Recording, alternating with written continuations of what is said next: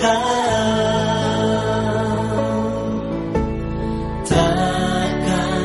kau biarkan aku melangkah hanya sendirian. Kau selalu ada bagiku, sebab kau Bapakku, Bapa yang kekal. Duma Wido Ohawa. Saudaraku yang terkasih, kata Duma Wido Ohawa adalah satu kata yang sangat menyentuh jemaat Kristen di Halmahera pada umumnya dan di Galela pada khususnya. Satu kata bahwa betapa hebat dan luar biasanya Tuhan yang disembah. Bahwa kemahakuasaan dan rencana Tuhan menghadirkan gerejanya di tanah Halmahera ini tidak dapat dibelenggu dan diputuskan dengan kuasa dan rencana jahat manusia, termasuk penguasa tertinggi di daerah ini. Adalah seorang Hendrik van Diken yang diutus Tuhan menjadi pewarta Injil di tanah Halmahera. Dan di tempat inilah awal mula benih Injil ditaburkan.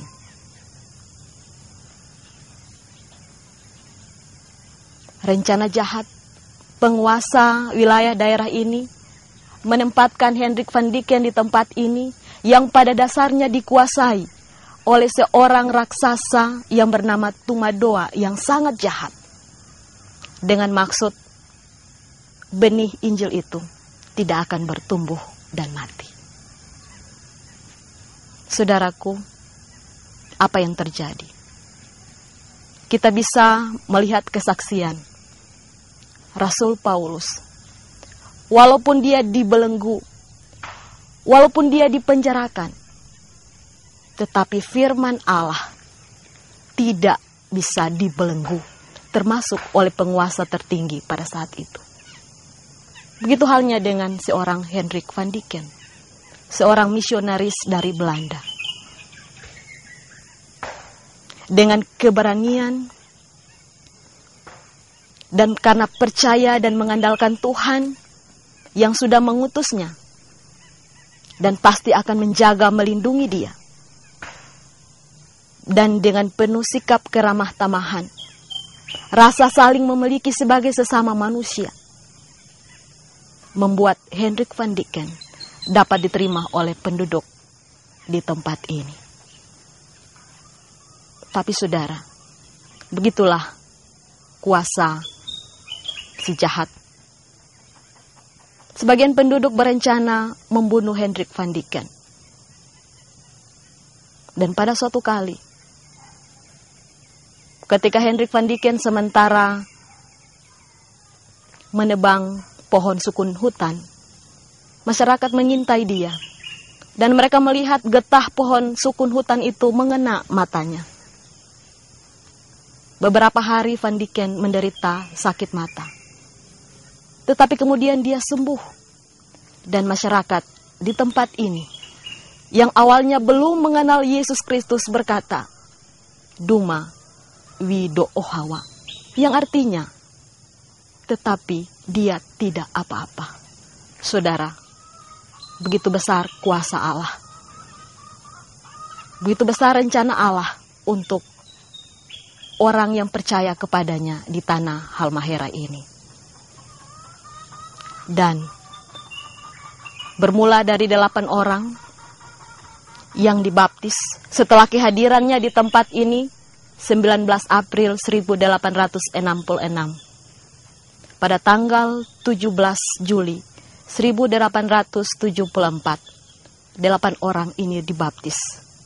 Sekaligus penabisan rumah Tuhan yang pertama di tempat ini. Dari 8 orang inilah Maka tersebarlah firman Tuhan, Injil Yesus Kristus di seluruh tanah Halmahera. Benih Injil yang awalnya ditaburkan oleh satu orang, yaitu Hendrik van Dijk, kemudian menjadi 8 orang. Dan saat ini, orang yang percaya kepada Yesus Kristus di tanah Halmahera ini sudah berjumlah 420 jemaat. Saudaraku yang terkasih, benih Injil yang tumbuh dan berkembang, jemaat Kristen yang tumbuh dan berkembang di tanah Halmahera pada umumnya, dan khususnya di Galela di tempat ini, hidup berdampingan dengan sesamanya dari berbagai latar belakang suku, budaya, dan bahkan agama. Karena pada dasarnya, walaupun mereka berbeda keyakinan, tetapi mereka masih punya hubungan darah. Artinya masih saudara kandung. Dan ikatan kekerabatan, ikatan kekeluargaan inilah yang lebih mempererat lagi tali cinta kasih di antara sesama warga jemaat, bahkan juga penduduk masyarakat di sekitar Galela ini. Keharmonisan hidup bersama tetap dijalin mesra dan dijaga. Sampai akhirnya buku sejarah Injil di Halmahera harus digoreskan dengan tinta hitam. Pada tahun 2000 kemarin, terjadilah sebuah tragedi yang memporak-porandakan kerukunan hidup antar umat beragama tersebut. Satu peristiwa yang membekas sampai saat ini. Saudaraku yang terkasih, mari kita dengarkan bersama kesaksian seorang anak yang pada tahun 2000 kemarin, akibat dari keegoisan dan keangkuhan hidup manusia yang mengakibatkan perpecahan di mana-mana. Dialah Deswita Tumada. Ia mewakili sekian anak di tempat ini yang sampai saat ini masih mempunyai luka batin akibat peristiwa yang gelap itu.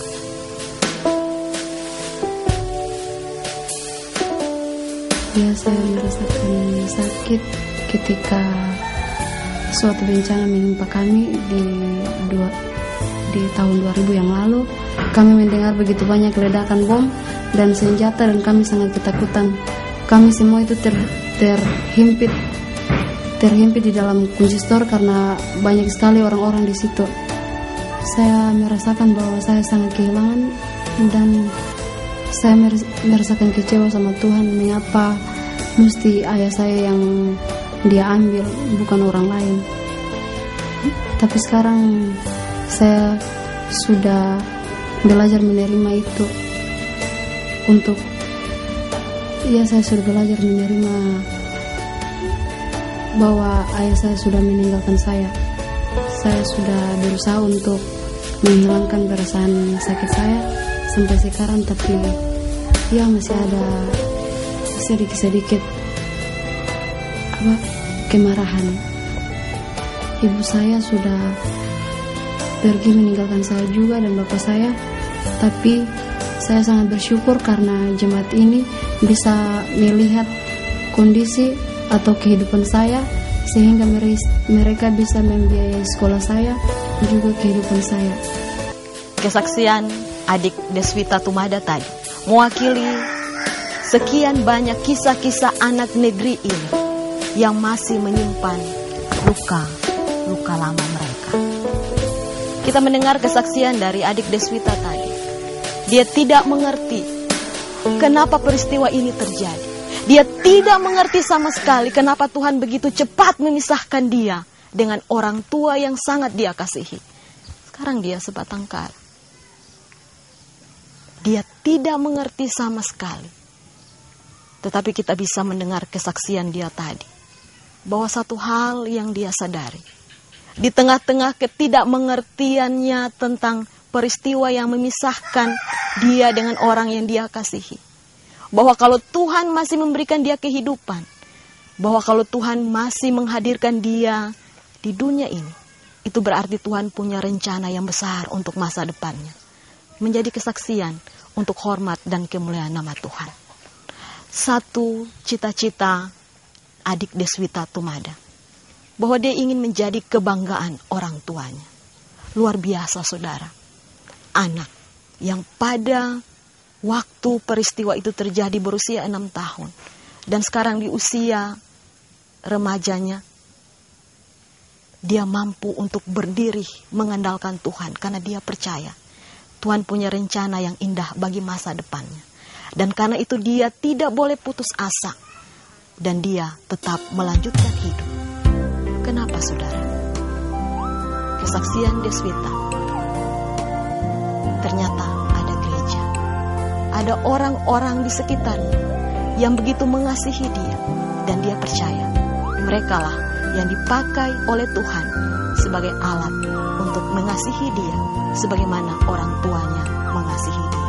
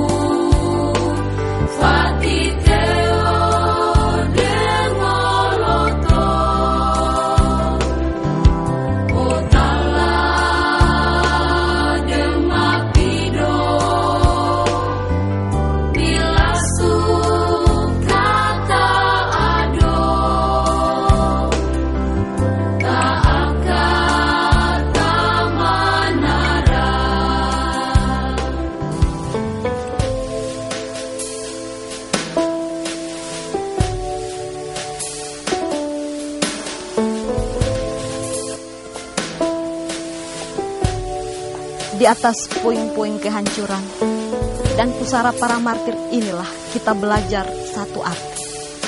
Dengan satu keyakinan bahwa Allah yang telah memulai menaburkan benih Injil di tanah Halmat yang diawali di Duma di tempat ini.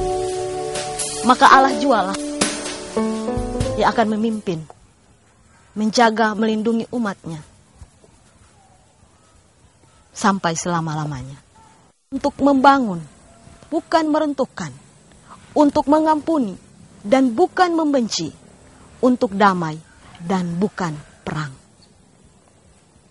Mari kita dengarkan bersama kesaksian dari Bapak Walter Thomas yang mengisahkan tentang bagaimana peranan gereja hidup mengampuni. Disinilah tempat pemakaman kerangka para korban waktu terjadi peristiwa yang pada tahun 2000 yang lalu. Mereka ini korban karena terlalu banyak sehingga mereka ini tidak sempat dikuburkan sebagaimana layaknya ketika kami sudah kembali dari pengungsian. Kami merasa bahwa kami tidak sempat melayat mereka sebagaimana mestinya sebagai seorang manusia, maka kami berkewajiban untuk melepaskan kasih kami kepada mereka, sehingga kami harus buat taman ini untuk selalu kami ingat. Kalau bukan percaya kepada Yesus, tidak mungkin akan terjadi. Tetapi karena kepercayaan kami kepada Yesus, sehingga hal ini terjadi. Dan bukan hanya kami di sini, tetapi di banyak tempat seperti diketahui oleh semua orang. Dan kami di sini, apa yang kami alami, itu kami anggap bahwa itulah suatu proses yang dilakukan oleh Allah, supaya kami boleh berpegang kepada Dia lebih kuat lagi daripada yang biasanya.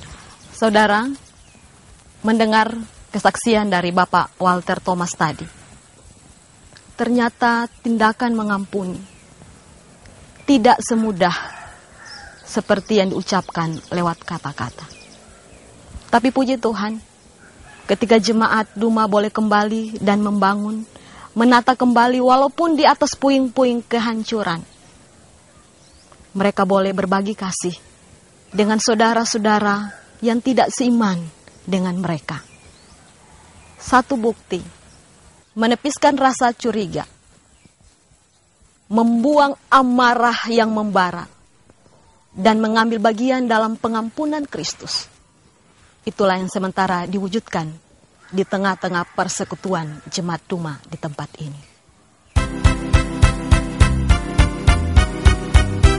Sungguh besar kasih-Mu, Kau berikan dalam hidupku. Tak pernah Engkau biarkan, Kau selalu menolongku.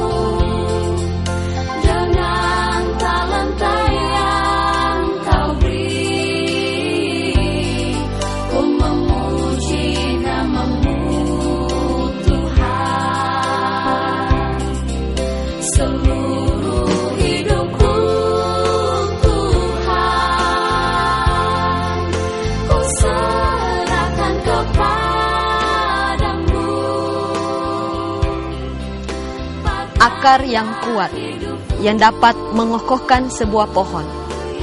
Demikianlah ikatan kasih di antara jemaat yang telah mengakar dengan begitu kuatnya terjalin di antara jemaat di tempat ini, mampu membuat mereka bertahan di tengah-tengah situasi yang sangat sulit sekalipun.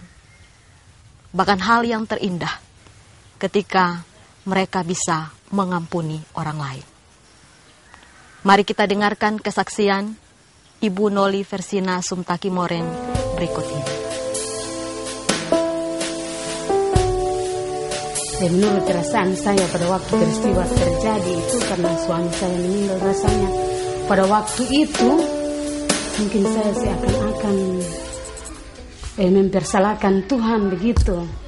Mempersalahkan Tuhan, kenapa kok kalau waktu itu kan kita setiap kali kumpul di gereja, menyanyi, berdoa, meminta pertolongan pada Tuhan, kalau boleh peristiwa ini jangan terjadi, apalagi terjadi penganiayaan, ya. Tetapi mungkin ini karena rencana Tuhan, sehingga kita manusia walaupun kita tidak menghendaki hal itu terjadi, tetapi karena ini mungkin rencana Tuhan sehingga tetap terjadi. Dan dalam peristiwa itu mayat-mayat begitu berserakan dan tidak ada orang lagi yang untuk pemakaman. Sehingga kalau saya itu, suami saya itu, saya sendiri dengan saudara sepupu saya itu yang gali lubang pekuburan itu. Sejak mungkin peristiwa ini berlalu, disitulah iman saya terbentuk bahwa saya tetap kuat. Karena mungkin selama sebelum kerusuhan, mungkin masing-masing kita ketika kita berhasil dalam kehidupan kita selalu mengandalkan kekuatan dan kemampuan. Setelah terjadi peristiwa ini baru kita sadar bahwa semuanya itu karena Tuhan. Jadi karena sekarang kami sudah membangun komunikasi hubungan yang baik, maka dalam kehidupan sehari-hari juga hubungan kami sangat baik. Saya sudah mengampuni mereka, dan saya tetap bersukacita, terhibur walaupun sudah banyak penderitaan yang kita alami. Saudara, kesaksian Ibu Noli Versina Sumtaki Moreng tadi sebenarnya merupakan ungkapan kejujuran dan ketulusan hatinya, bahwa sebenarnya dia tidak sanggup menerima peristiwa ini. Memang saudara, hati siapa yang takkan pilu? Hati siapa yang tidak tersayat melihat orang yang dikasihinya, apalagi suaminya, direnggut nyawanya oleh saudara sendiri di depan matanya sendiri. Ibu Noli sampai akhirnya mempersalahkan Tuhan dan bertanya, kenapa ini harus terjadi? Bagaimana dia sanggup menghidupkan 4 anaknya yang masa depannya entah bagaimana. Tapi saudara, seiring dengan berjalannya waktu, Ibu Noli Versina akhirnya bisa menemukan maksud Tuhan, bahwa di balik kematian suaminya, sebenarnya itu merupakan cara Tuhan untuk menyatakan kehendaknya.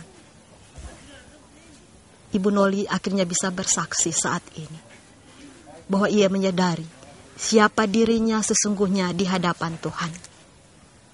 Kalaupun dia sanggup berkata-kata bahwa saat ini kami bisa hidup berdamai dengan orang yang dulu mungkin pernah melukai hatinya, itu bukan karena kuat dan hebatnya dia, karena sesungguhnya dia tidak sanggup, tetapi karena kuasa Allah yang bekerja dalam dirinya.